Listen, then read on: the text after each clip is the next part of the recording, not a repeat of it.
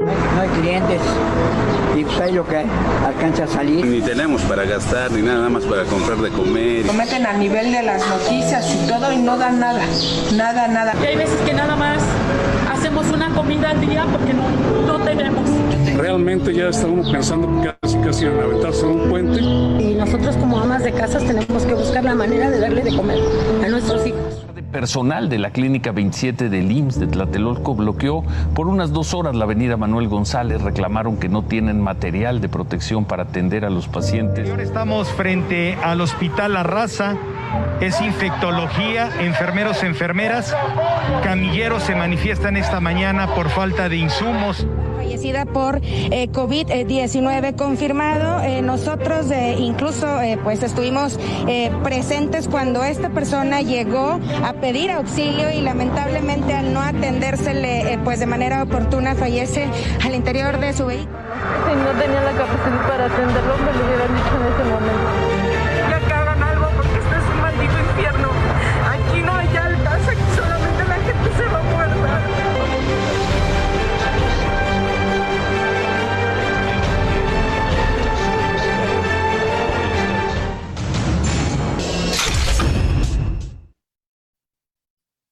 Sin insumos, la mitad del país sin agua, y a esto se suman los grupos de personas que se aprovechan de la emergencia para realizar robos. Hoy se reportaron 2 saqueos. La madrugada de hoy, 10 sujetos saquearon un Oxxo de la colonia petrolera en Azcapotzalco, en la Ciudad de México. Registró 8.640 ilícitos de alto impacto, lo cual generó un promedio diario de 105. 5 ilícitos se incrementaron. El robo a transportistas se disparó 116%. Este fin de semana, médicos y enfermeras denunciaron agresiones en su contra que van desde negarles el acceso al transporte público hasta arrojarles agua con cloro. Paciente de COVID está contagiando a todo mundo, familiar agresivo, sí, está agrediendo, está invadiendo todas las áreas libres y limpias. Este organismo de la Guardia Nacional pues no solo representa una respuesta parcial e incompleta ante los problemas de la inseguridad y la violencia, sino además generaría el riesgo de vulnerar los derechos humanos y debilitaría la institucionalidad civil y democrática del país. Según cifras oficiales, durante marzo, mujeres en situación de violencia hicieron diariamente 155 llamadas de auxilio al 911 cada hora. Pues yo creo que si el gobierno no nos ayuda en este aspecto va a venir una ola de violencia y de desesperación por la gente. La gente va a tomar sus propias decisiones y va a acabar mal. Esto va a acabar mal.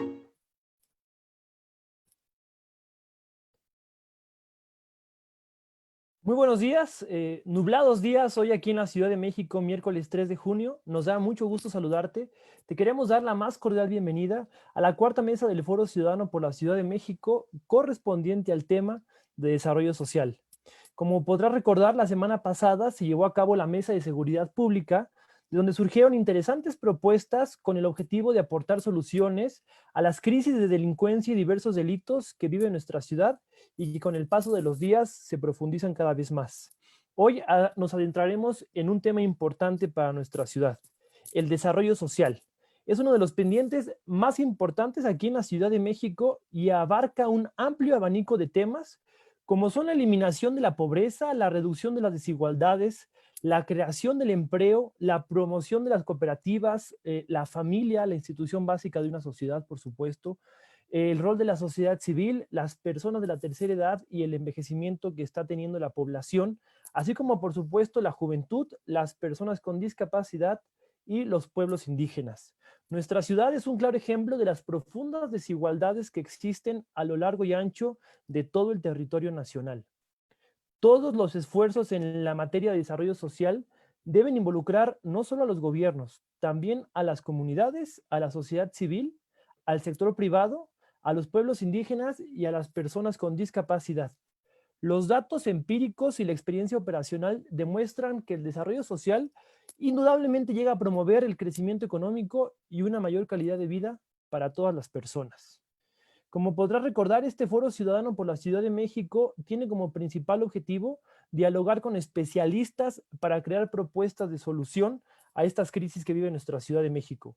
Y está coordinado por un comité organizador que tú ya conoces muy bien y que me permito saludar con mucho gusto. Saludamos al presidente del Partido Acción Nacional en la Ciudad de México, el maestro Andrés Ataide Rubiolo. También saludar a la dirigencia del Partido de la Revolución Democrática en la Ciudad de México, Nora Arias Contreras, Brenda Villena y Carlos Estrada. A Israel Betanzos Cortés, él es presidente del Partido Revolucionario Institucional en la Ciudad de México, así como por supuesto a Jesús Esma, secretario general del Partido Verde en la Ciudad de México, y Leonel Luna, coordinador nacional electoral del Partido Verde. Hoy haremos un profundo análisis y diagnóstico para plantear propuestas que beneficien el desarrollo social en nuestra ciudad. Para esta mesa nos acompañan un grupo de especialistas que han dedicado la mayor parte de su trayectoria al tema que hoy nos convoca y cuyos conocimientos son de mucho valor para comprender la realidad actual en nuestra ciudad. Quiero agradecer mucho la participación del doctor Gonzalo Hernández Licona, del doctor Ricardo Velázquez Leyer y por supuesto también la participación del doctor José Alfonso Rivera Domínguez.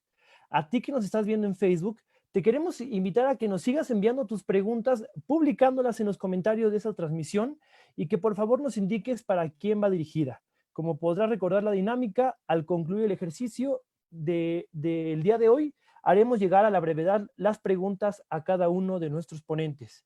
Estaremos muy atentos a las redes sociales y como tú recordarás también, la etiqueta de este ejercicio es Plan por la CDMX, gato, Plan por la CDMX. Ahora sí, es momento de que entremos a la reflexión profunda. Quiero presentarles al doctor Gonzalo Hernández Licona, que me da mucho gusto que nos pueda acompañar. Y el día de hoy es de mucha utilidad esa voz y esa experiencia que él tiene en los temas de desarrollo social. Doctor, ¿cómo está? Muy buenas tardes. ¿Qué tal, Rodrigo? Muchas gracias por la invitación y gusto estar aquí con Ricardo y Alfonso. Pues el gusto es nuestro, doctor, también por supuesto. Quiero que las personas que nos estén viendo conozcan un poco de su semblanza. Usted es un personaje público, seguramente muchos ya lo conocen, pero por aquellos que no conocen su larga trayectoria, en este momento la voy a leer si usted me lo permite. El doctor Gonzalo Hernández Licona es economista con doctorado en la Universidad de Oxford. Cuenta con una maestría en la Universidad de Essex y licenciatura en el ITAM. Tiene especialidad en desarrollo económico y social, economía laboral, evaluación de la política social, medición de pobreza y desigualdad. Este conocimiento lo ha adquirido tanto en el ámbito académico como en el público. Desde la academia ha sido investigador y profesor de microeconomía, economía laboral y desarrollo económico tanto en la UNAM como en el ITAM. Sus investigaciones académicas más importantes son el área de economía laboral, especialmente para entender la oferta laboral de la población en pobreza, la informalidad y la tasa de participación laboral por género. En el ámbito público ha trabajado en estadísticas de hogares y censos, inicialmente por su trabajo en el Instituto Nacional de Estadística y Geografía, INEGI, y posteriormente en el trabajo que ha hecho en el área de evaluación y medición de pobreza y desigualdad. Tiene más de 17 años de trayectoria profesional como evaluador de la política pública de México. Como director general de evaluación y monitoreo en la Secretaría de Desarrollo Social, Cedesol de México, fue pionero en el diseño de esquemas mixtos de evaluación y monitoreo de programas sociales. Cedesol fue la primera secretaría que contó con un esquema amplio y sistemático de evaluación en el país, que ha incluido evaluaciones de programas de transferencias monetarias condicionadas, de vivienda, de salud, de educación y de protección social. Posteriormente, el doctor Gonzalo Hernández Licona fue el fundador y secretario ejecutivo del Consejo Nacional de Evaluación de la Política de Desarrollo Social, Coneval. Esta institución logró convertirse en un referente mundial en sus procesos de evaluación de toda la política social del país, así como de medición de pobreza multidimensional. Su labor al frente del Coneval le ha permitido analizar las políticas sociales, especialmente aquellas que han buscado consolidar la protección social. En este ámbito ha logrado combinar el rigor técnico que requieren las evaluaciones de calidad que ha generado y coordinado el Coneval, con la comunicación y convencimiento público para que estas herramientas sean utilizadas y aceptadas por un grupo amplio de grupos con intereses diversos. Ha tenido experiencia internacional como parte de la directiva de la International Initiative for Impact Evaluation de Gavi Alliance, así como haber formado parte del Global Partnership for Effective Development Cooperation del Global Sustainable Development Report del 2019 y de Oxford Poverty and Human Development Initiative desde esa plataforma internacional. También ha podido apoyar a Colombia, Chile, Argentina, Brasil, El Salvador, Perú, Sudáfrica, Uganda, Benín, India, Nepal, Irán, Marruecos, Argelia, Camboya en sus procesos de evaluación y de medición de pobreza multidimensional. Actualmente es el director de la Red de Pobreza Multidimensional con base en la Universidad de Oxford, que abarca a todos los países e instituciones que trabajan en pobreza multidimensional. Asimismo, es académico como profesor del Departamento de Economía del ITAM.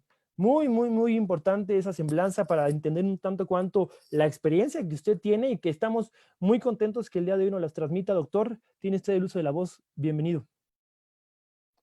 Muy gracias, Rodrigo. Muchas gracias a los que nos están viendo y insisto, a mis compañeros. Pues es un tema bien importante el que nos han invitado.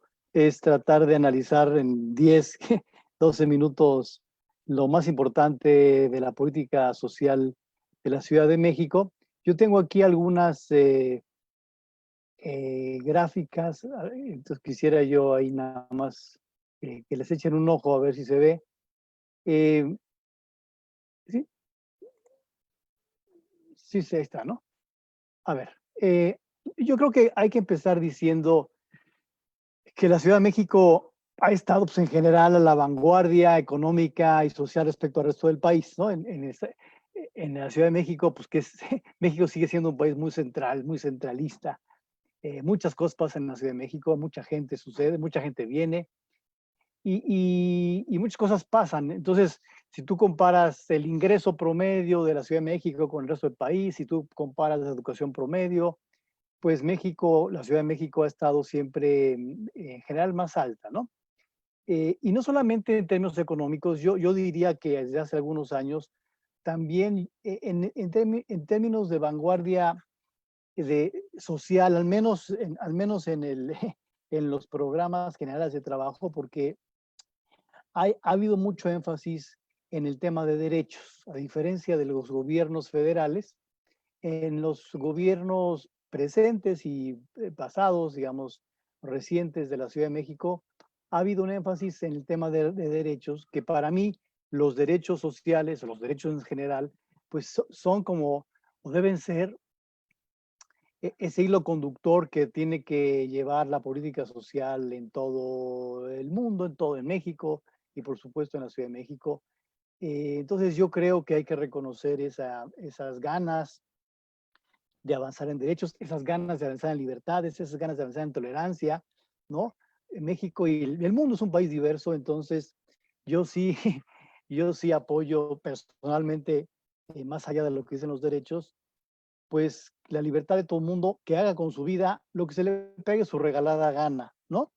Y si se quieren casar personas del mismo sexo, de diferente sexo, pues que se casen, y si quieren adoptar, que adopten. Es decir, la libertad para mí es bien importante y por lo tanto me parece que el énfasis que ha hecho la Ciudad de México ha sido bien importante y hay que preservarlo y ojalá avance en otros países. Los estados del norte son un poco más rejegos a las visiones diferentes, con todo respeto, está todo dar cada quien que piense lo que sea, pero yo digo que, insisto, si la gente quiere hacer con su vida lo que le dé la gana, que haga con su vida lo que le dé la gana. Y ese ambiente es mucho más claro en la Ciudad de México. En todo esto yo quiero enfocarme en 3 retos de la Ciudad de México desde mi punto de vista, que quiero comentar. Uno, en el tema del ingreso laboral, del avance, de la evolución. 3, desigualdad. Y tercero, en el tema de los programas sociales y en medio de los procesos de evaluación. Entonces quiero empezar con esta gráfica. Esta gráfica, el Coneval la genera cada trimestre. Es el avance del ingreso laboral, es la evolución del ingreso laboral per cápita, de cómo la gente en la Ciudad de México puede ir comprando cosas con su ingreso laboral, con su lana de la chamba, ¿no?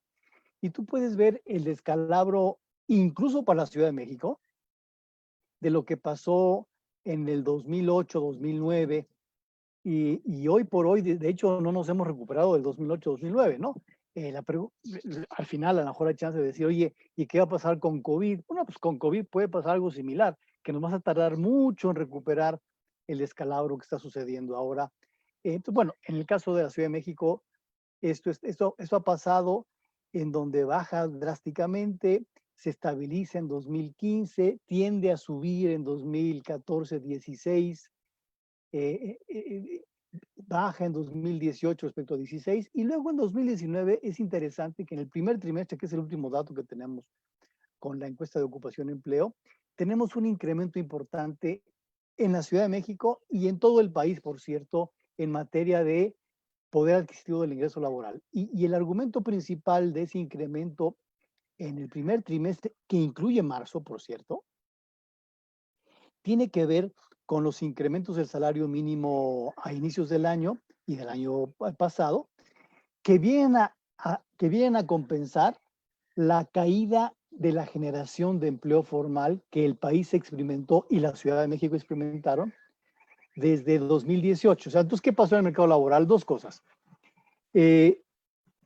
Vino cayendo la generación de empleo formal desde el 2018 más o menos, y al mismo tiempo los incrementos del salario mínimo aumentan el poder adquisitivo y compensan la caída del empleo formal. Darte un ejemplo, la generación de empleo 2018 fue 660,000 empleos a nivel nacional, en 2019 fue 340,000, o sea, cayó casi a la mitad. Falta de dinamismo, falta de confianza en la inversión, lo que tú quieras, pero a pesar de eso, el poder adquisitivo creció porque el salario mínimo subió. Entonces, ahí hasta febrero, marzo había un tema importante de recuperación, al menos, de recuperación del poder adquisitivo.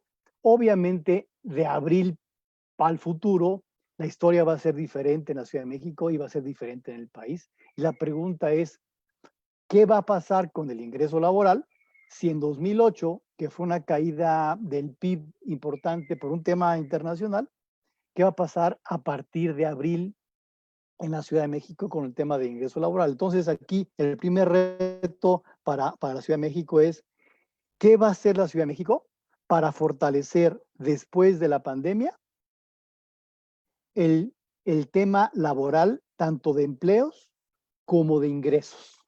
¿No? Y la respuesta no es sencilla. O sea, no,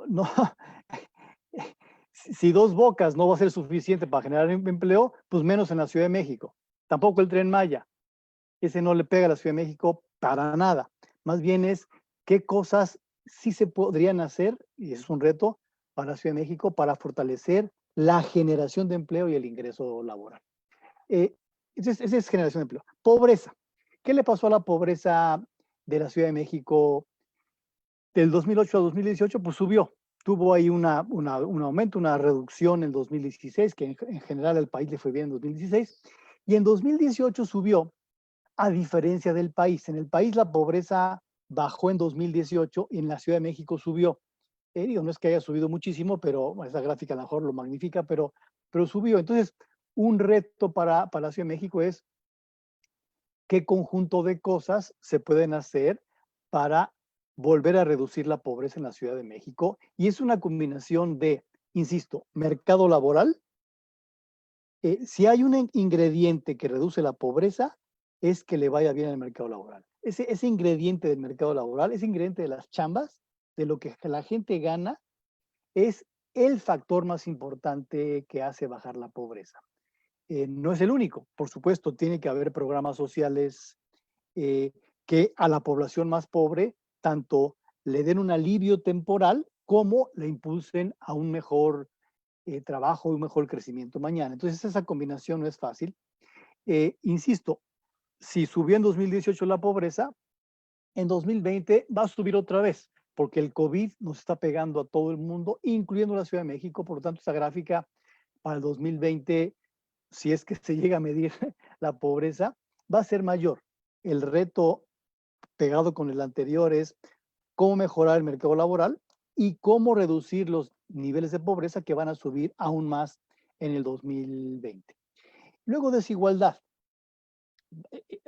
La desigualdad es otro elemento fundamental del desarrollo de un país. O sea, yo digo, hay tres cosas en las que hay que fijarse si un país o una sociedad le va bien. ¿Cómo van generando el ingreso del trabajo todo el mundo? cómo le va la pobreza y cómo le va la desigualdad. A la desigualdad sí es relevante. Y sí es relevante por un tema de justicia distributiva, ¿no? Está muy fácil que nos vaya bien, digamos, a lo mejor a nosotros, porque fuimos a escuelas buenas, porque tuvimos buenos maestros, porque tuvimos facilidades en la casa, porque luego eso nos llevó a universidades nacionales, posiblemente extranjeras, y luego regresamos a ganar lana. Pues esa historia está bonita cuando tú de entrada tienes una posición más o menos fácil. Un indígena que llega de Chiapas a la Ciudad de México y aquí se queda a vivir con las carencias que ya tiene arrastrando él, ella, hoy y su familia de hace 50, 100 años, es difícil que esa persona tenga las oportunidades similares a las que tenemos los que estamos aquí presentes.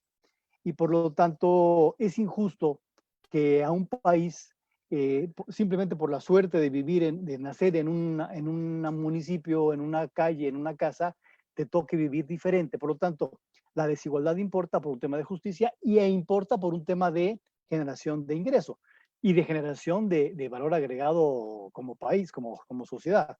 Si solamente una fracción, digamos, pequeña de las familias, de las personas, son las que se involucran en innovación, en creación de empleos, en entrar a mercados, en entrar a la política, y estás dejando a una parte de la población que no tiene chance de entrar, lo que está haciendo esa sociedad es que está dejando de utilizar los recursos para todo el mundo. Entonces ya llevo ahí 11 minutos, termino en un par de minutos. Lo que quiero mostrar aquí es que con este indicador que se llama The Tail, que es una forma de medir la desigualdad, vemos que en desigualdad, en este momento que era 2014, con los ingresos del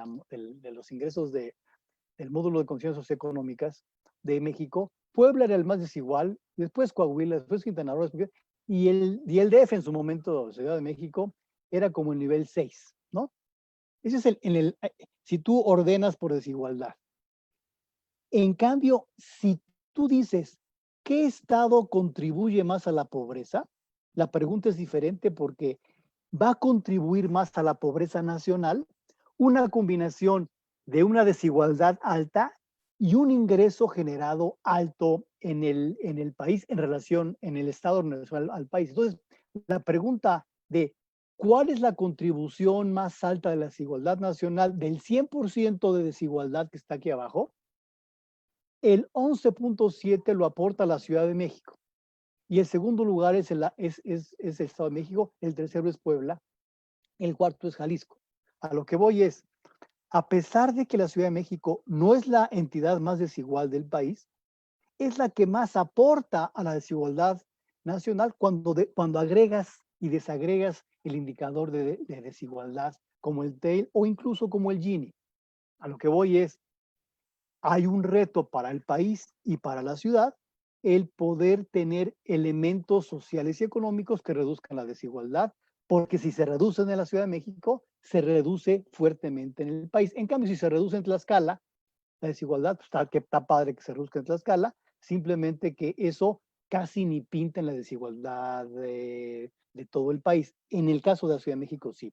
Y finalmente termino diciendo, un tercer reto me parece es de qué manera la Ciudad de México no olvida y tiene un conjunto de programas y estrategias sociales para fortalecer el acceso efectivo a los derechos. Y el acceso efectivo a los derechos va más allá de la transferencia monetaria. O sea, la transferencia monetaria está muy de moda hoy en el gobierno federal y en el gobierno de la Ciudad de México. Es insuficiente para el acceso efectivo. Una beca a la escuela sin que la escuela mejore, no estamos dándole a la población acceso efectivo. Estamos dándole una lanita para que vaya a la escuela, pero si la escuela es de mala calidad, el acceso efectivo no se da. Si la salud, el servicio es de mala calidad, el acceso efectivo no está. Si hay lana para mujeres con hijos y luego no hay guarderías o no hay estancias, pues se queda con la lana, pero no hay el acceso efectivo. Entonces, ¿de qué manera preservar y fortalecer el acceso efectivo vía los programas? Y en medio de eso la transparencia. Como ustedes saben, hay una instancia pública en la Ciudad de México que es Evalúa Ciudad de México, que es una instancia que busca evaluar con transparencia la evaluación. Los programas de la Ciudad de México, me metí en la página, nada más encontré 2 evaluaciones de todas las que puede haber en 2019. Una muy interesante, la Red de Mujeres para la Igualdad, básicamente lo que dicen es, ese programa es insuficiente para resolver los problemas de igualdad y violencia para las mujeres. Es una evaluación, me parece muy sincera, pero aquí el reto es, ¿qué más tiene que evaluar la Ciudad de México para poder tener información que le sirva, por más cruda que sea, a las autoridades?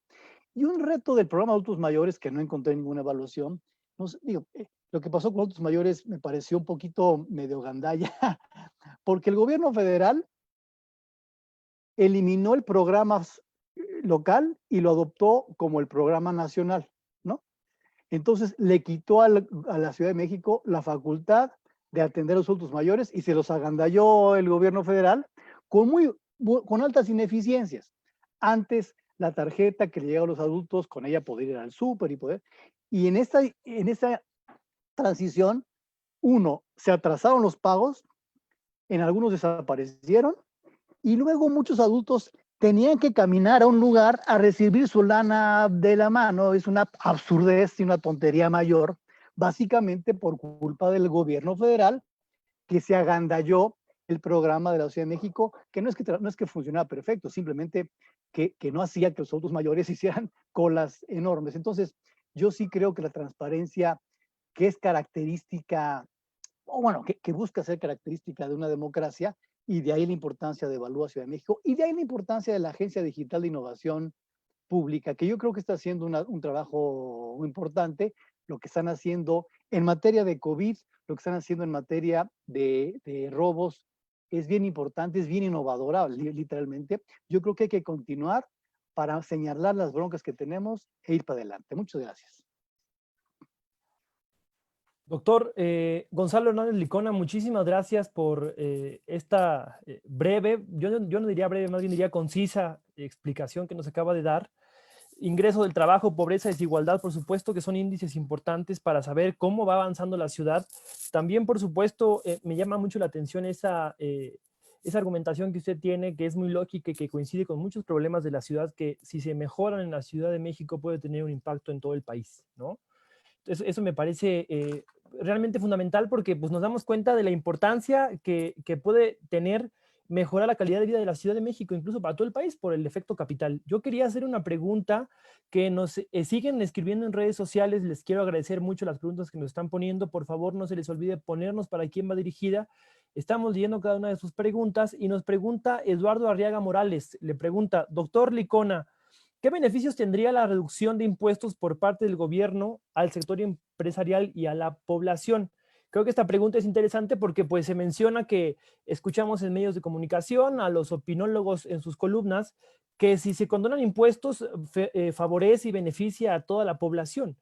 ¿Usted cómo podría explicarnos a los que no están tan familiarizados con estos temas, que son a veces un poco complejos de entender, ¿sí tiene realmente para usted un beneficio que se condonen impuestos a empresas y cómo eso beneficia o cómo impacta en la economía de una casa, de un hogar?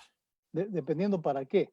Yo creo que en la coyuntura del COVID sí se sugirió por muchas fuentes y muchas voces de poder alivianar a las empresas ante esta tragedia y poder tener un conjunto de apoyos que pueden ser una parte la condonación de impuestos. Yo digo más que la condonación, posponer el pago de impuestos, hacerle más fácil a la empresa chica, mediana, grande, sobre todo las chicas y las micros que no tienen liquidez para poder solventar el pago del trabajo cuando el trabajo no está siendo, donde el trabajo, la gente está despidiendo a la gente está siendo despedida, de ahí la medición del INEGI tan importante, básicamente porque si no hay lana no hay cómo pagarle. Me decía una señora del mercado de Coyoacán, tuve que dejar ir a 4 personas de mi puesto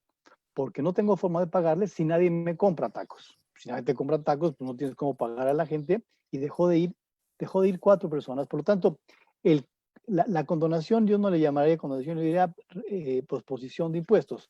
en la coyuntura me parecía, es una de las posibles rutas para salir más rápido de la pandemia, pero en general, si tú me dices, oye, hay que condenar los impuestos a la gente, yo digo, en largo plazo, pues no, güey. Pues hay que pagar impuestos todos, cabrón, ¿no? Más bien hay que pagar más impuestos para todo el mundo. Y en México queremos servicios de calidad sin pagar impuestos y la gente hace mil argucias por no pagar impuestos, por lo tanto yo creo que en largo plazo no es una buena idea. Es buena la respuesta que usted nos da, porque pues todos decíamos, pues sí, ¿por qué no se condonan, no? Pues si eso beneficia, si están diciendo que eso beneficia, pues ¿por qué no lo hacemos? Pero esa respuesta técnica, académica que usted nos acaba de dar es muy buena. Es más, los gobiernos locales tienen que cobrar impuestos porque se hacen patos y no cobran nada. Todo el mundo quiere dejar de pagar, por ejemplo, la tenencia. Dejar de pagar tenencia pues, es una decisión totalmente populista y electorera barata, donde la gente dice, yo soy buena onda porque no te... No, güey, estás perdiendo lana. Sí, estás cargándole a la federación que te pague lana porque tú no quieres cobrar impuestos locales porque le sacas al parche. Entonces, me parece una irresponsabilidad muy grande de los gobiernos locales, por cierto. No, totalmente. Y a colación, esta anécdota la quiero traer.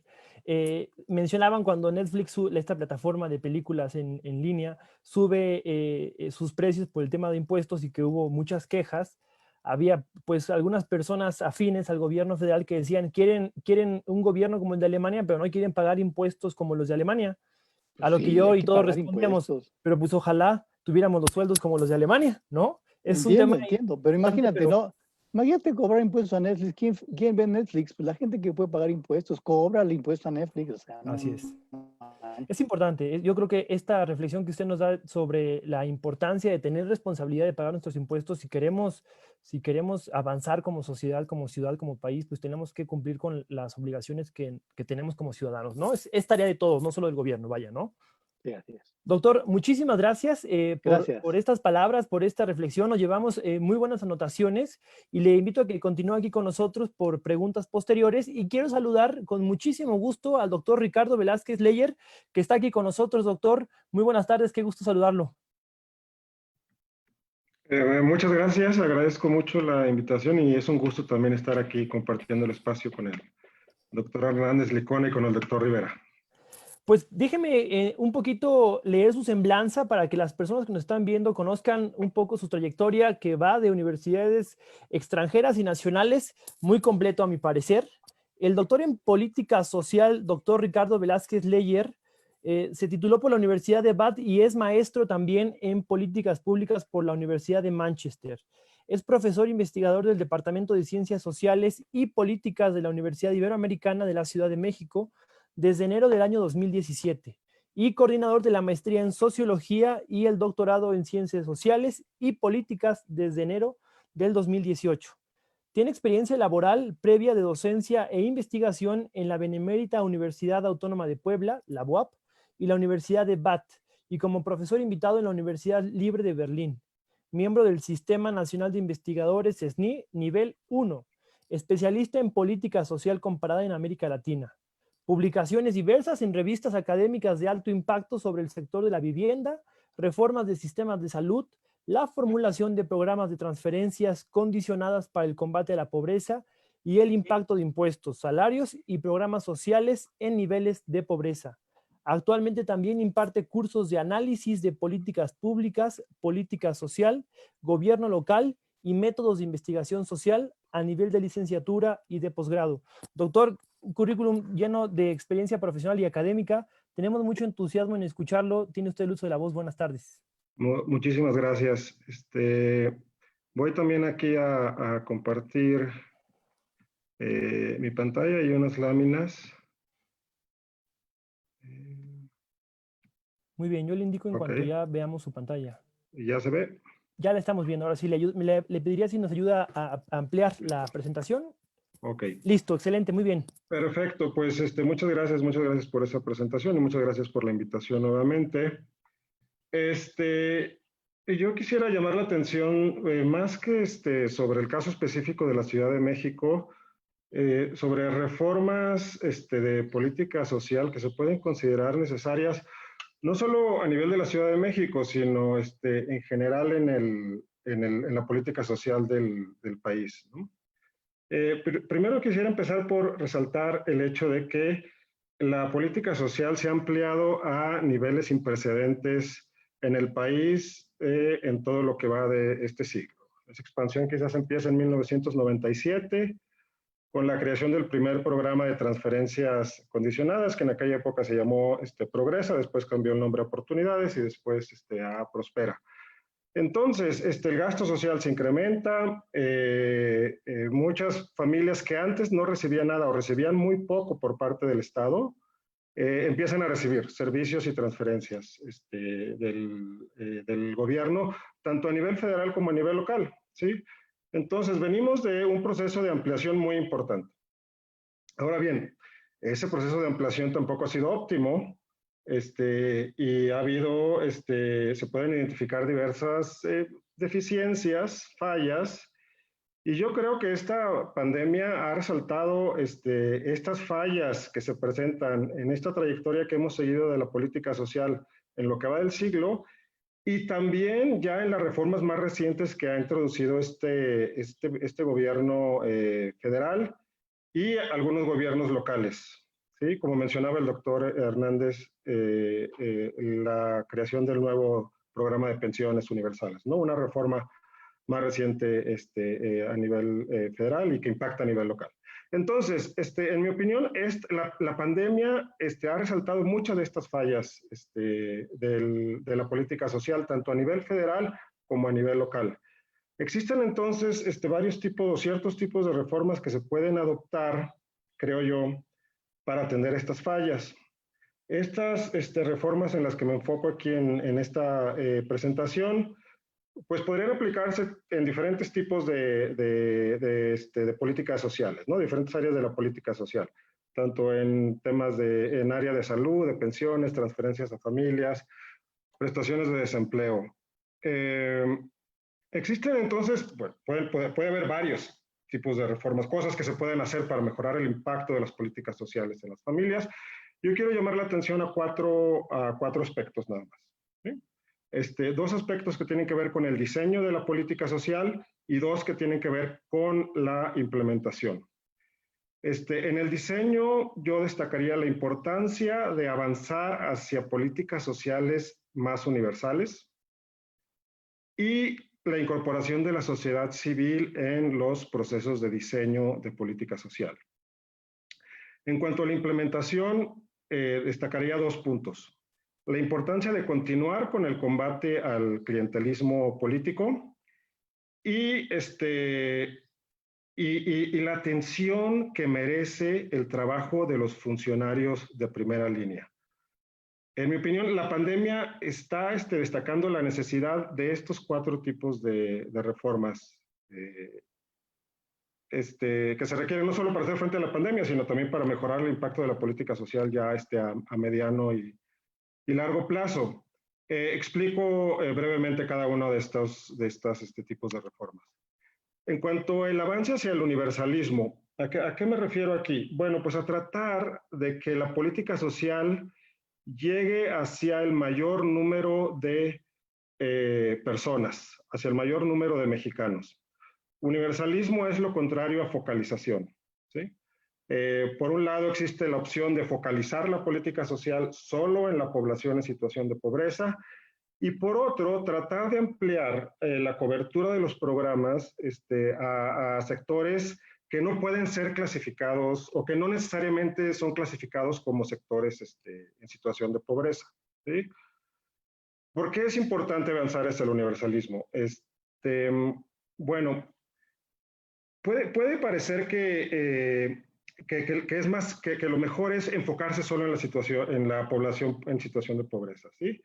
Y eso de alguna manera suena lógico, pero no lo es necesariamente, ¿sí?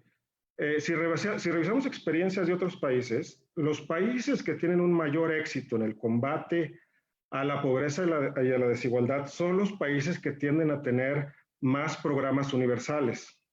Entre más focaliza un país su política social, menos éxito tiende a tener en el combate a la pobreza y la desigualdad. Y eso lo vemos tanto en países capitalistas avanzados como en la región de América Latina y en otros tipos de países. Por ejemplo, Estados Unidos focaliza mucho su política social en población pobre. Tiene índices de pobreza y desigualdad muy altos, mucho más altos que quizás países europeos o escandinavos, especialmente escandinavos, que tienden a tener políticas sociales más universales. Entonces, eso es algo importante que hay que recordar, porque los países que universalizan más su política social tienden a tener mayor éxito en el combate a la pobreza y la desigualdad. ¿Y cuál es la explicación de esto? Bueno, los programas universales permiten agregar las preferencias a favor de la redistribución, ¿sí? Y eso acaba beneficiando a la población más pobre. Los programas universales incentivan el pago de impuestos y permiten incrementar los recursos disponibles para los programas sociales. Como mencionaba el doctor Hernández, es importante que el Estado cuente con recursos en estos momentos críticos, ¿sí? El Estado requiere de esos recursos. Tenemos que avanzar hacia una mayor recaudación fiscal. México recauda muy poco, inclusive comparado con otros países latinoamericanos. Bueno, el universalismo en la política social es una manera de promover el pago de impuestos. Esto es, cuando una persona que a lo mejor es de clase media o clase media baja, que no es clasificada tan pobre como para recibir algunos programas focalizados, cuando esa persona percibe que está recibiendo algo del Estado, bueno, pues tenderá a pagar impuestos y tasas quizás mayores porque recibe algo a cambio, ¿no? Porque espera recibir algo a cambio, ¿sí? Entonces, de esa manera es como los programas universales incrementan el presupuesto total del gobierno, por lo tanto los gobiernos pueden destinar más recursos para la política social y eso acaba beneficiando más a los sectores más pobres y más vulnerables. Es difícil crear programas universales al estilo escandinavo, en donde de repente todos por el derecho de ciudadanía vamos a tener acceso a un sistema de salud como lo podrán tener en Dinamarca.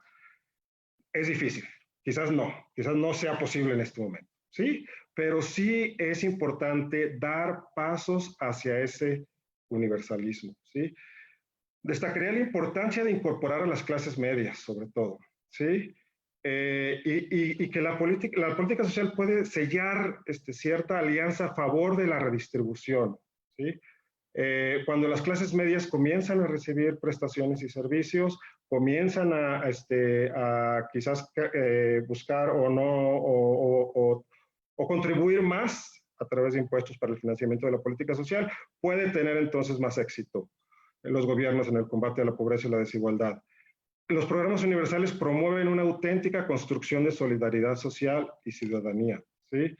El universalismo es una herramienta para promover la solidaridad social. Eso en cuanto al universalismo. En cuanto a la incorporación de la sociedad civil, ¿por qué es importante la incorporación de la sociedad civil? Porque es la sociedad quien conoce las causas de los problemas, ¿sí? Y aquí se trata entonces de incorporar la voz de la sociedad civil organizada y no organizada, para identificar cuáles son las causas de los problemas sociales, cuáles son los objetivos que entonces debe perseguir el gobierno para atender esas causas y cómo se deben diseñar los instrumentos para alcanzar esos objetivos y cómo evaluar esos instrumentos, ¿sí? Hay esfuerzos, hay avances importantes en México. El mismo Coneval es un ejemplo de actores de la sociedad civil involucrándose en la evaluación de acciones de gobierno, ¿sí? La recomendación sería continuar con esas medidas, ampliar esas medidas, institucionalizar estos mecanismos de participación ciudadana. El objetivo, la misión es detonar procesos de aprendizaje social, ¿sí? Decía una cita de Alexis de Tocqueville, que es un filósofo allá del siglo XIX. Él decía, la participación de la ciudadanía en los asuntos públicos constituye la escuela de la democracia, ¿sí? Los espacios de participación ciudadana es la forma en cómo la gente aprende a ser democrática, aprende a deliberar, aprende a discutir y aprende a aprender, ¿sí?, sobre cómo resolver sus propios problemas. Entonces, la participación de la sociedad civil no solo es importante en términos, digamos, ya de diseño y evaluación de políticas públicas, sino que también puede constituir esas escuelas de democracia que son tan necesarias, en mi opinión, en este momento en el país, ¿no? Eso entonces, en cuanto a dos aspectos del diseño que creo que se pueden resaltar y sería importante atender tanto a nivel federal y por supuesto también a nivel de gobiernos locales o estatales, ¿no? En cuanto a la implementación, el combate al clientelismo, insistir en el combate al clientelismo. Ha habido éxitos muy importantes en el combate al clientelismo en México.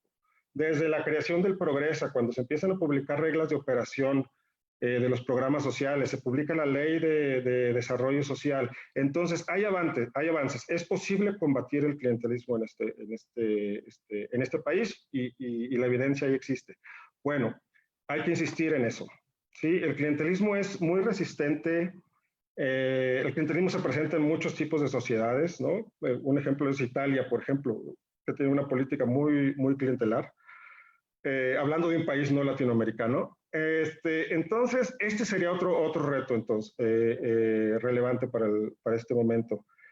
Es importante que todos los programas cuenten con reglas claras de operación, que especifiquen cuáles son los patrones de distribución de los recursos, cuáles son las responsabilidades de los actores involucrados, de qué manera se va a evaluar cada programa, ¿sí? Si no existen estas reglas claras, aunque a lo mejor los actores, los políticos de nivel alto no tengan la intención de que sus iniciativas se utilicen para fines clientelares, sin la existencia de reglas claras para el diseño y evaluación de las políticas y la implementación, se abre la puerta al clientelismo, ¿sí? Y actores entonces, políticos, funcionarios públicos o políticos de menor nivel, pues podrán utilizar esos programas para fines clientelares, ¿no? La participación ciudadana constituye también otra herramienta poderosa para combatir el clientelismo, ¿sí? Cuando la familia que recibe, el individuo que recibe prestaciones sociales, se empieza a percibir a sí mismo como un ciudadano, ¿sí?, comienza entonces a exigir respeto a sus derechos, ¿sí? Y se evita que caiga en redes clientelares. El cuarto y último punto, ya casi concluyo, la atención al trabajo de los funcionarios públicos de primera línea, también llamados en la literatura académica burócratas de nivel de calle, por una traducción del inglés, del término en inglés street level bureaucrats. Estos funcionarios de primera línea, ¿quiénes son? Pues son todos los trabajadores del Estado que tienen un contacto directo y constante con la ciudadanía. ¿Quiénes incluyen aquí? Pues por supuesto las enfermeras y los enfermeros, médicos, médicas, todo el personal de salud, pero también maestros, policías, y la gente que realiza los trámites de ventanilla, ¿no? Estos son los trabajadores clave para el desarrollo de las acciones del Estado, ¿sí? El trabajo que hacen no es un trabajo menor, es el trabajo importante, es el trabajo más importante. Sin el trabajo de estos funcionarios no existe la acción del Estado, ¿sí? La acción del Estado es solo discurso. Discurso, palabras escritas o habladas, pero es solo discurso. El trabajo de estos funcionarios es lo que materializa la acción del Estado, ¿sí?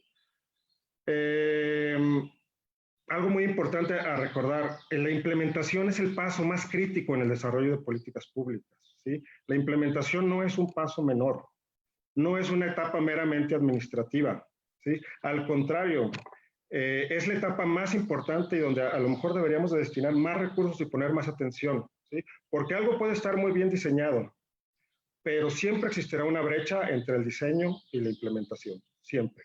El objetivo es acortar esa brecha, ¿sí? Entonces, importante, poner mucha atención a los procesos de implementación. Y aquí son los funcionarios de primera línea quienes juegan el rol principal, ¿sí? El trabajo de los funcionarios de primera línea permite la reproducción de la sociedad. ¿Qué quiero decir con esto? Sin el trabajo de los funcionarios de primera línea, la sociedad colapsa. ¿Sí?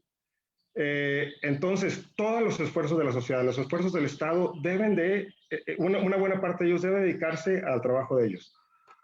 Al mismo tiempo de que son tan importantes, tienden a ser los funcionarios menos capacitados, los peor pagados, los que son siempre culpados por las fallas en la provisión de bienes y servicios públicos, ¿sí? Entonces, aparte de adoptar medidas para resolver estas deficiencias de capacitación, de sueldos, de los insumos que necesitan para hacer su trabajo, muy importante incorporar su voz en los procesos de diseño. ¿Sí? ¿Por qué? Porque estos funcionarios de primera línea son quienes tienen el conocimiento de la problemática, ¿sí? Son quienes saben qué está pasando ahí a nivel de calle, ¿sí? Y son también quienes pueden aportar soluciones, ¿sí? Igual, retomo aquí el tema del aprendizaje social. Se trata de aprovechar el conocimiento de estos funcionarios para detonar procesos de aprendizaje social. Procesos de aprendizaje social con la sociedad civil, por ejemplo, pero también con los funcionarios de primera línea, ¿sí? Y bueno, ya para terminar menciono esto, ¿sí? Este tipo de reformas y muchas otras que puede haber, no requieren tampoco de un impacto presupuestal muy fuerte, ¿sí? Tienen que ver más con el diseño de las acciones del Estado. Y sin reformas de este tipo, y otros muchos que puede haber, pues es difícil esperar que en el corto plazo vayamos a avanzar de manera significativa en la solución de los problemas de la sociedad y en generar mejores condiciones de vida para la mayoría de la población. Por eso concluyo. Muchas gracias. Doctor Ricardo, muchísimas gracias a usted por esta ponencia que nos acaba de dar, muy humana. Creo que su esencia de la universidad de la que usted proviene es muy notoria en la presentación que usted nos da, muy humana, muy solidaria. Y yo justo quería hacerle una pregunta que también nos han estado haciendo en las redes, cuyas preguntas, por supuesto, agradecemos mucho en la transmisión de Facebook, que nos las sigan haciendo llegar, las leemos con mucho detenimiento. Hablaba usted de avanzar hacia el universalismo de los programas sociales. Yo tenía también en mente hacer una pregunta sobre el clientelismo. También usted tocó ya ese tema. Entonces, la pregunta del millón es, pues que el universalismo ayuda, se menciona, a combatir, dicen por ahí, que combate el tema electoral, ¿no? El tema de uso faccioso de los programas sociales, uso político. Entonces, la pregunta que yo le quiero hacer y que muchas personas nos hacen en redes sociales es el famoso ingreso básico universal, el IBU que le llaman, que está ahorita muy en boga y que algunos grupos parlamentarios en el Senado, en la Cámara de Diputados, incluso en el Congreso local de la Ciudad de México han venido mencionando, y que también tenemos noticias que vienen de otras partes del mundo donde se va a implementar. Pongo el ejemplo de España, por ejemplo, ¿no? ¿Qué nos puede decir usted sobre el ingreso básico universal? ¿A favor, en contra, por qué? Sí, sin duda un tema muy interesante y muy relevante, ¿no? A ver, es un tema complejo, ¿sí? No es tan sencillo. Sin duda es una iniciativa interesante, viene allá desde la década de los 90 y entiendo que todo esto es idea de un filósofo, creo que belga, que se apellida Van Parijs, ¿no? Entonces, puede tener ventajas, pero hay que tener cuidado con las iniciativas de ingreso básico universal, porque pueden tener efectos negativos en el mercado laboral, pueden tener efectos negativos en la formalización del mercado laboral, pueden tener efectos negativos no deseados en los incentivos de la gente para generar mayores ingresos laborales. En general, es una iniciativa interesante. Tenemos la desventaja que no se ha intentado en ningún país actualmente, todavía, a nivel nacional, ¿sí? Hay ejemplos a nivel local en algunos países. Hay algunas iniciativas a nivel nacional en algunos países, pero muy limitadas, ¿sí? No hay ningún caso que podamos estudiar para ver cuáles son los efectos de un ingreso básico universal ya en la práctica a nivel nacional, ¿sí? Puede tener efectos negativos. Ahora bien, yo solo quisiera decir una cosa. En la coyuntura en la que nos encontramos, tan complicada, ¿sí? Hablo de la pandemia de COVID. Un ingreso básico universal temporal hace mucho sentido, ¿sí? más allá de los efectos, que pueda tener negativos o no, o positivos o no, en este momento creo que tendría más efectos positivos, ¿sí? Porque hay mucha gente que se está quedando sin ingreso, hay mucha gente a la que es muy difícil llegar con otro tipo de transferencias y de servicios sociales. Entonces, un ingreso básico de emergencia en este momento a mí me hace sentido, ¿sí? Bien. Por lo menos para pasar la crisis de la pandemia. Ok, es muy buena su respuesta. Yo creo que nos ayuda para contribuir al análisis que ha venido existiendo en las últimas semanas en la opinión pública, incluso en las familias. Seguirá el debate, yo creo, pero ojalá y logremos trasladar el debate a las acciones y pues implementarlo o por lo menos ponerlo a prueba en México. En acciones de gobierno nunca va a ser adecuado repetir las experiencias tal cual, cada país tiene sus bemoles. Estaría interesante ver cuál sería aquí las condiciones en nuestro país. Pero pues, doctor, muchísimas gracias. Yo le invito a que siga aquí con nosotros y le agradezco mucho las palabras que nos acaba de brindar, este análisis, que por supuesto ya tenemos muy buenas notas relativas a su ponencia. Muchas gracias, doctor. Muchas gracias. Y quiero saludar, ya está con nosotros, le diré diputado porque dicen que el que fue diputado una vez siempre va a ser diputado. Doctor Alfonso Rivera, muy buenas tardes. Qué gusto tenerlo con nosotros el día de hoy. Hay que activar su micrófono, doctor, por favor. Listo, ya lo escuchamos bien. Listo. ¿Cómo está? Muy bien, muy buenas tardes. Saludos a todos los que nos escuchan y a mis compañeros que participan en este foro, Ricardo y Gonzalo. Muchas gracias por acompañarnos el día de hoy. Si me permite, voy a dar lectura a su semblanza. Es importante que conozcamos todos su trayectoria laboral, su trayectoria académica y, por supuesto, también en el ámbito legislativo. El doctor José Alfonso Rivera Domínguez nació en la Ciudad de México, realizó su licenciatura en la Facultad de Derecho de la Universidad Nacional Autónoma de México, donde posteriormente cursó los estudios de especialidad en Derecho Administrativo y Derecho Constitucional. Cuenta con una maestría en Derecho y un doctorado en Derecho también, todas por la División de Estudios de Posgrado de la Facultad de Derecho de la máxima casa de estudios del país. Posee además una especialidad en Finanzas Públicas, cursada en la Universidad de Salamanca, en España. Ha sido profesor titular en la Escuela de Derecho de la Universidad del Valle de México, en la Escuela de Derecho de la Universidad La Salle y también en la Facultad de Derecho de la Universidad Nacional, en donde ha impartido las materias Derecho Administrativo, Poder Ejecutivo y Derecho Fiscal. En su trayectoria profesional se ha desempeñado como subdelegado en la Delegación Álvaro Obregón del Gobierno del Distrito Federal, diputado federal en la 55 legislatura del H Congreso de la Unión, donde fue secretario de la Comisión de Comercio, subprocurador jurídico de la Procuraduría Federal del Consumidor, diputado local en la Asamblea Legislativa del Distrito Federal en la primera legislatura, donde presidió la Comisión de Derechos Humanos.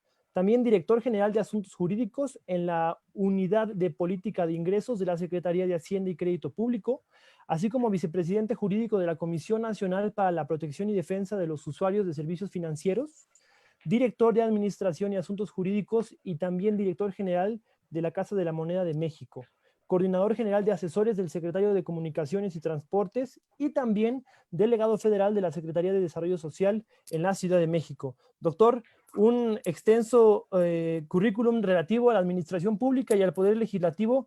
Estamos muy entusiasmados de poder escucharlo. Tienes el uso de la voz. Muy buenas tardes. Muchas gracias, Rodrigo. Agradezco a los organizadores de este foro ciudadano por la Ciudad de México la invitación a participar en el foro. Saludo con afecto y respeto a Ricardo y a Gonzalo, participantes en el mismo. Y yo me voy a referir a la eficacia de los programas sociales. El desarrollo social tiene como propósito mejorar las condiciones de vida de los ciudadanos, elevar sus condiciones, lograr el nivel de bienestar. Sin embargo, hay programas que simplemente atenúan, hay programas que disminuyen los problemas que tienen los ciudadanos, pero no los resuelven. Desde 1992, hace ya 28 años, se creó la Secretaría de Desarrollo Social, como instancia responsable de instrumentar, organizar y llevar a cabo la política social del gobierno federal. ¿Se ha logrado erradicar la pobreza? No. ¿Se ha logrado reducirla? Tal vez. ¿Por qué? Porque los programas sociales, en mayor o menor medida, se han diseñado solo para dar, para otorgar, Y eso no soluciona el problema. Solo contribuye a perpetuar la pobreza, a crear grupos cautivos, a generar clientelismo político al que se refería Ricardo hace unos momentos, pero no atacan el problema de raíz. Pocos son los que van directamente a mejorar las condiciones de vida de los ciudadanos. Bueno, y antes de Cedesol, ¿qué había? ¿No había programas sociales? Sí, sí había. Había programas, había acciones descoordinadas, aisladas. El IMSS, por ejemplo, tenía sus programas de seguridad social, tenía prestaciones sociales, tenía prestaciones culturales e incluso deportivas. La SEP, junto con el entonces Instituto Nacional de Protección de la Infancia, ahora DIF, tenía el programa de desayunos escolares. E incluso desde 1988, antes de la creación de la Cedesol, se creó el Programa Nacional de Solidaridad. El PRONASOL buscaba una mayor justicia social mediante una mayor participación de la ciudadanía, ¿sí? Tenía tres ejes sobre los cuales estaba articulado. La solidaridad para el bienestar social, que era el mejoramiento inmediato de las condiciones de vida de los ciudadanos, la solidaridad para la producción, que tendía a capacitar para el empleo a los ciudadanos, y tenía la solidaridad para el desarrollo regional, que era infraestructura, grandes obras. Seguramente muchos de ustedes habrán visto cuando circulan por carretera algunas estructuras tipo columna que dice hechos con solidaridad. La carretera autopista México-Veracruz, la autopista del Sol México-Acapulco, fueron construidas con recursos de solidaridad. Pero el programa en sí se sustentaba en un hecho determinante, en la participación de los ciudadanos y en el asambleísmo. En asamblea se determinaba quién iba a ser primero el presidente del Comité de Solidaridad, el secretario y los vocales, y se asignaban responsabilidades de seguimiento de las obras. En asamblea se determinaba qué obras se tenían que realizar en determinadas comunidades, en las colonias, ¿sí? Desde luego con una orientación técnica, de drenaje, agua potable, guarniciones, banquetas, pavimentación, etc. Y la gente participaba proporcionando la mano de obra y supervisando el correcto ejercicio de los recursos que recibían. Esto es el material que se les asignaba. Ellos lo almacenaban, ellos lo resguardaban, y ellos sabían cuánto se iba a destinar a cada una de las diferentes obras e iban viendo los diferentes avances. Por eso fue muy exitoso, porque hubo una intensa participación de la sociedad, hubo un involucramiento de la sociedad civil al que se refería hace unos momentos el doctor Velázquez. Pero después de eso, el PRONASOL se convirtió en Progresa, después se convirtió en Oportunidades, más tarde en Prospera, y todo eso ya desapareció. Bueno, ¿y cómo estamos ahora? La última evaluación de la política social, realizada todavía por el doctor Licona, aquí tengo el reporte, ¿sí? Dice que tenemos 52.5 millones de pobres. Y de esos 52.5 millones, 9.3 millones de ellos están en pobreza extrema. Estos son datos del 2018, la última medición que se realizó con Eval. Y 45.3 millones son vulnerables, ya sea por ingreso o por carencia. Lo cual significa que de cada 5 mexicanos, 2 son pobres, 2 más vulnerables de serlos, y solo 1 no es ni pobre ni vulnerable. Y lo peor es que seguramente estas cifras no van a mejorar, van a empeorar tanto por el COVID como por el diseño de las nuevas políticas de desarrollo social que estamos viendo. Yo creo que el problema, insisto, es que se ha privilegiado los programas de dádivas, los programas para dar, los de paliativos, los que no corrigen la situación de fondo. Sí ayudan, pero no lo resuelven. Si a un enfermo de cáncer le damos un analgésico, por supuesto que lo ayuda a no sentir el dolor, pero no lo va a curar, no lo va a erradicar. Ese es el gran problema de los programas. Sin embargo, ha habido programas que sí lo resuelven, como fue en su momento PRONASOL, que transformaba la vida de los ciudadanos, a que me estaba yo refiriendo. Yo recuerdo, porque fui responsable del programa en la delegación Álvaro Obregón, la entonces delegación Álvaro Obregón del entonces Departamento del Distrito Federal, que los llamados técnicamente asentamientos irregulares, comúnmente conocidos como ciudades perdidas, donde la gente vivía en casas de lámina, de cartón, con paredes de envolturas de leche, ¿sí? Donde no había sentido, donde no tenían ningún servicio, lo lográbamos reubicar temporalmente. Llegaban los topógrafos, notificábamos, introducíamos los servicios básicos con la participación de la ciudadanía, drenaje, agua potable, banquetas, guarniciones, etcétera, electrificación, y en meses, esos ciudadanos que habían vivido en una situación de extrema pobreza transformaban su vida. Transformaban totalmente porque vivían en otras condiciones, ¿sí? Lo lograban. Otro programa más al que me quiero referir, que existía y que fue eliminado con la actual administración, el programa de fomento a la economía social. En el programa de fomento a la economía social, a una persona que demostraba poseer aptitudes o el dominio de un oficio, carpintero, cocinero, costurera, herrero, etcétera, se le capacitaba primero para desempeñarse como microempresario.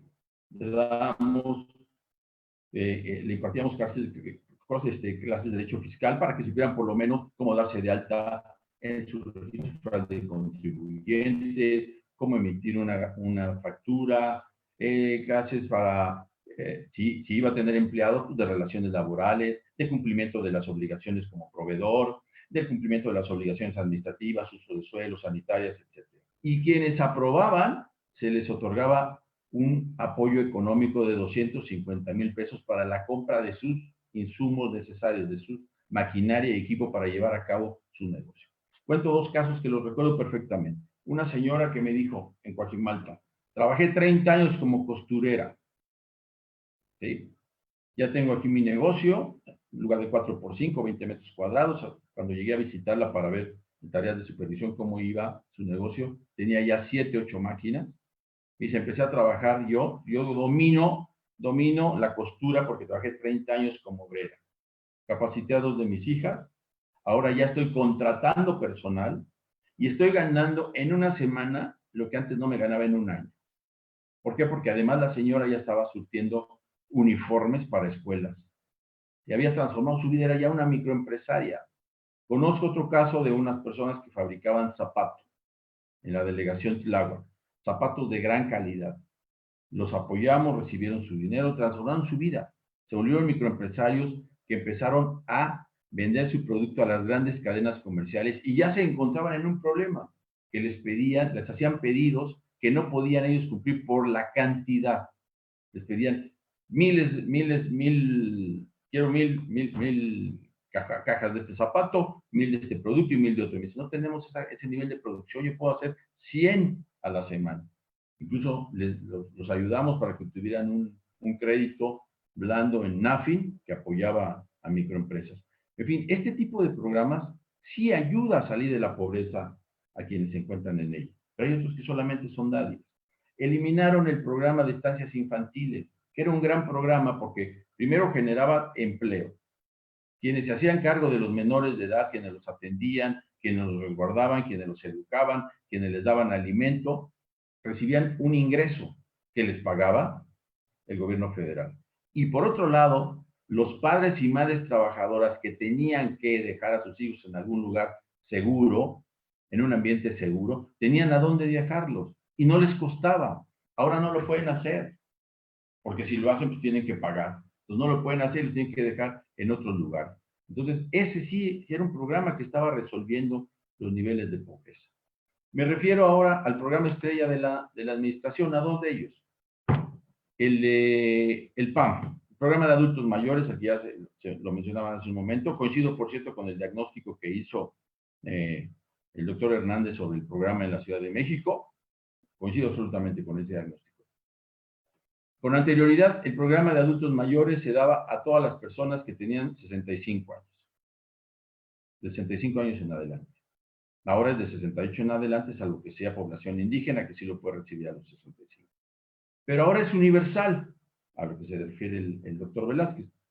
El problema de ser universal es que lo recibe hasta la gente que no lo necesita.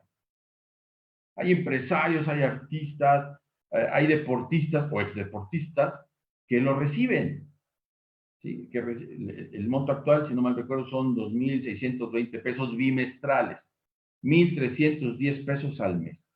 Entonces, si de ese padrón, que el padrón actual es ya de 7,5 millones de beneficiarios, si consideramos que aproximadamente 500,000 o 600,000 no deberían de recibirlo, se podría incrementar el monto para que recibieran más recursos los que sí lo necesitan. Porque con 1.310 pesos al mes, pues no le resolvemos el problema. Es una ayuda. ¿Sí? Es el analgésico al que hacía yo referencia hace unos momentos. Pero no le estamos resolviendo la vida.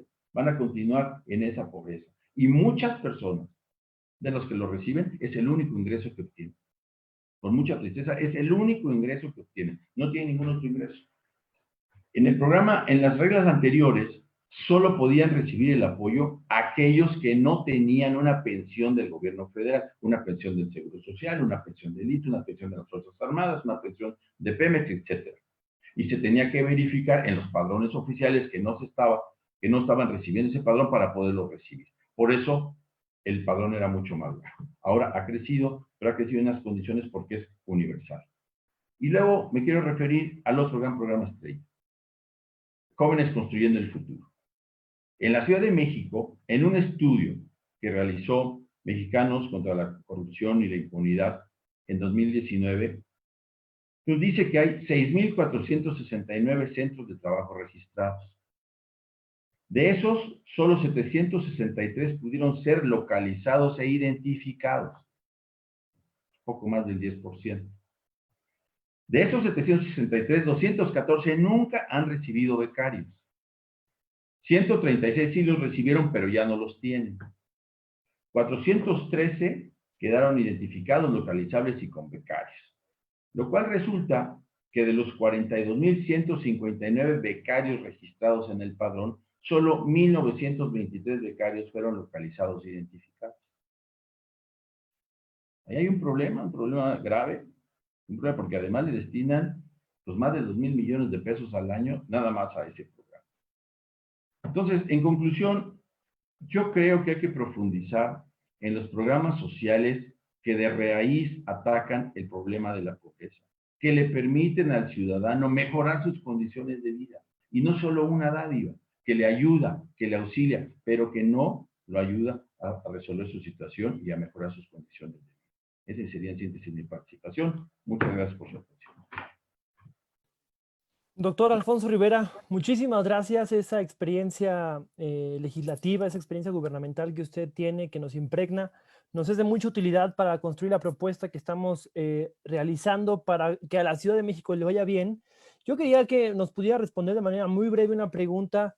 Han surgido ahorita en diversas alcaldías aquí en la Ciudad de México programas sociales de carácter delegacional, digámoslo, de carácter en las delegaciones, en las ahora llamadas alcaldías, ¿no?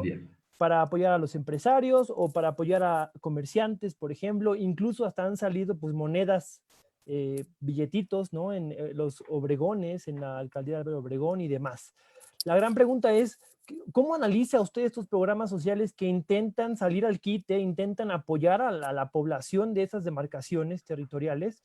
¿Usted los ve positivos o considera que es mejor alinear los trabajos con el gobierno central para no desviar recursos ni atenciones y mejor concentrar todo en una ayuda más completa? ¿Cómo lo ve usted, doctor? Oh, desde luego son positivos. Todo lo que se pueda hacer para mejorar las condiciones de vida de los habitantes, bienvenido. Y siempre han participado los tres niveles de gobierno, tanto federal, estatal y municipal, y en el caso de la Ciudad de México, las alcaldías, siempre. Yo recuerdo que en algunas alcaldías de la Ciudad de México antes tenían el programa mitad y mitad, programas de empleo temporal, ¿no? Limpiaban calles, pintaban y les pagaban. Siempre ha habido ese tipo de programas y son bienvenidos porque le ayudan a la gente, le ayudan a los que los necesitan. Pero insisto, hay que diseñar programas que le permitan salir de la pobreza a quienes están en ella. Bien, doctor. Muchísimas gracias. Quiero agradecer mucho la participación de ustedes tres, la participación del doctor Ricardo Velázquez, del doctor Gonzalo Hernández y por supuesto también del doctor Alfonso Rivera. Quiero enfatizarles que estas ideas que ustedes nos acaban de dar, estas líneas para nosotros convertirlas en proyectos, en planes que ayuden a nuestra ciudad a salir de la crisis profunda en la que se encuentra. Ya pudimos dialogar un poco sobre seguridad pública, sobre justicia, también sobre salud y por supuesto también sobre economía. Era muy importante que pudiéramos tener esta conversación sobre desarrollo social, que insisto es que todos tengan las mismas oportunidades y las mismas condiciones de vida para poder desarrollarse plenamente en una ciudad de libertades. Muchísimas gracias a ustedes tres académicos del día de hoy por habernos acompañado. Muchísimas gracias. Hemos escuchado muy interesantes intervenciones. Gracias a ustedes, A ustedes, al contrario. Quiero concluir diciendo que hemos escuchado muy interesantes intervenciones que nos permiten visualizar con suma claridad el escenario de desigualdades que representa lamentablemente nuestra ciudad. El desarrollo social tiene que dejarse de ver como un tema electoral y debe de comenzar a verse como un tema de desarrollo y de equidad. El momento que atraviesa nuestra ciudad es por demás delicada. Aquí hay un panorama con propuestas planteadas por nuestros especialistas y lo que queremos es que todas las personas tengan las mismas oportunidades para poder desarrollarse. Queremos que la pobreza deje de ser una constante en la población de nuestra ciudad. Recordarte que nuestro principal objetivo es que nadie se quede atrás en la Ciudad de México. Muchas gracias de nueva cuenta al doctor Gonzalo Hernández Licona, al doctor Ricardo Velázquez Leyer y al doctor Alfonso Rivera Domínguez. Así es como el día de hoy concluimos ya la cuarta mesa de nuestro Foro Ciudadano por la Ciudad de México. A ti que nos estás viendo y que nos has visto durante 4 semanas seguidas, quiero invitarte a que estés muy pendiente de nuestras redes sociales y, por supuesto, de los principales medios de comunicación en nuestra ciudad. En breve, en próximos días, presentaremos al gobierno de la Ciudad de México todas las conclusiones y propuestas concretas que tenemos para comenzar a levantar a nuestra ciudad después de esas terribles crisis por las que atravesamos. La Ciudad de México se levanta. Soy Rodrigo Miranda y a nombre de Andrés Ataide, Nora Arias, Israel Betanzos, Jesús Esma y Leonel Luna, deseamos que tengas una muy buena semana. Muy pronto podremos ya por fin encontrarnos y dialogar de manera presencial. Mientras tanto, si te es posible, quédate por favor en casa. Que tengas muy buenas tardes. Excepto si es el presidente. No, gracias. No hay clientes y pues hay lo que alcanza a salir. Ni tenemos para gastar ni nada más para comprar de comer. Lo meten a nivel de las noticias y todo y no dan nada, nada. Y hay veces que nada más hacemos una comida al día porque no tenemos. Realmente ya estamos pensando casi en aventarse un puente. Y nosotros como amas de casas tenemos que buscar la manera de darle de comer a nuestros hijos. Personal de la Clínica 27 del IMSS de Tlatelolco bloqueó por unas 2 horas la avenida Manuel González. Reclamaron que no tienen material de protección para atender a los pacientes. Estamos frente al Hospital La Raza. Es infectología, enfermeros, enfermeras, camilleros se manifiestan esta mañana por falta de insumos. Fallecida por COVID-19 confirmado. Nosotros incluso pues estuvimos presentes cuando esta persona llegó a pedir auxilio y lamentablemente al no atendérsele pues de manera oportuna fallece al interior de su vehículo. Si no tenía la capacidad para atenderlo, me lo hubieran dicho en ese momento. Ya que hagan algo porque esto es un maldito infierno. Aquí no hay altas, aquí solamente la gente se va a muerta.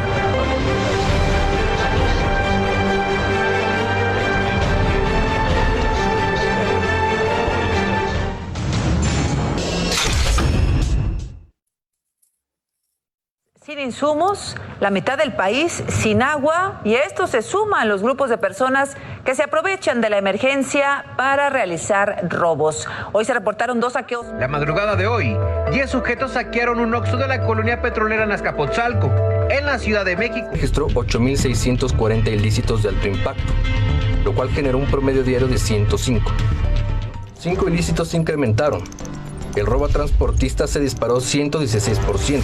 Este fin de semana, médicos y enfermeras denunciaron agresiones en su contra que van desde negarles el acceso al transporte público hasta arrojarles agua con cloro.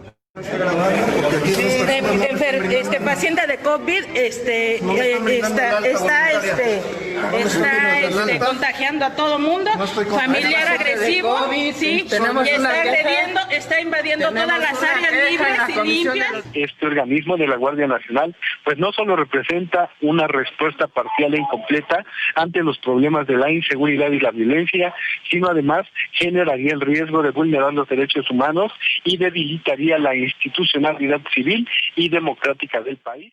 Según cifras oficiales, durante marzo, mujeres en situación de violencia hicieron diariamente 155 llamadas de auxilio al 911 cada hora. Pues yo creo que si el gobierno no nos ayuda en este aspecto va a venir una ola de violencia y de desesperación por la gente. La gente va a tomar sus propias decisiones y va a acabar mal. Esto va a acabar mal.